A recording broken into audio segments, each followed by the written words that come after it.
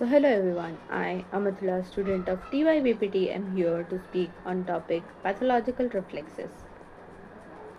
Let's begin with the introduction. Reflexes are involuntary stereotyped response to the sensory input.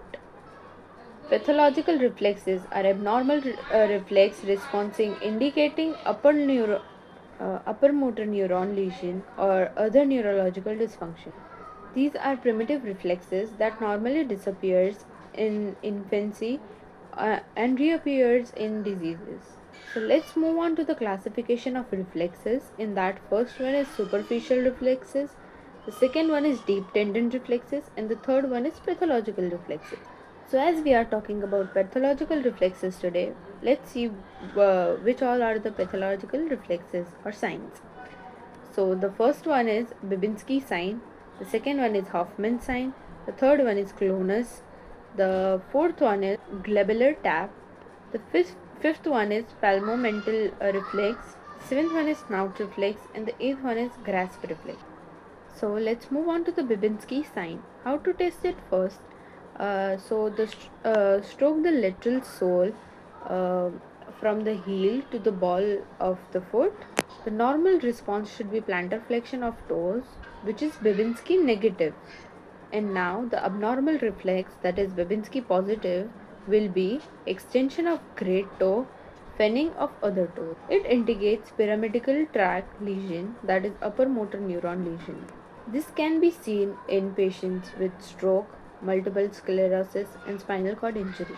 The second one is clonus. It is a series of involuntary rhythmic muscle contraction. For testing it, we will quick dorsiflex the foot or extension of the wrist. And the test is positive if it is greater to or equal to beats of oscillation. It indicates upper motor neuron lesion or hyperreflexia. The common sites for this would be ankle, patella, and wrist. The third is Hoffman's sign. For testing it, we would flick the distal phalanx of the middle finger. It is positive if the flexion of thumb and index fingers occurs. It indicates cervical cord compression and pyramidal tract lesion. The next one is globular reflex. For testing it, we would tap on the forehead continuously, and if the sign is positive, it will show continuous blinking after repeated taps. This indicates frontal lobe lesion. The next one is snout reflex. For testing this, we would light taps on the closed lips. If the sign is positive, the puckering and protrusion of lip will happen. This will indicate the frontal lobe dysfunction, and this is seen in Alzheimer's or frontal lobe tumors. The next one is grasp reflex. For testing this, we would stroke the palm near the thumb.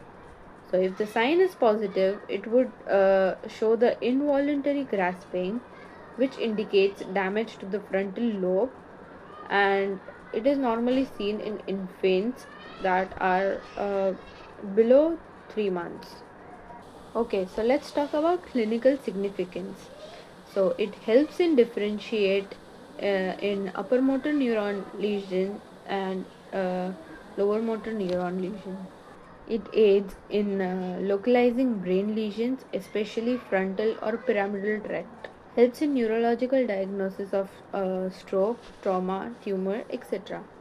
Presence of multiple pathological reflexes strongly suggest organic brain diseases. That's it for today. Thank you.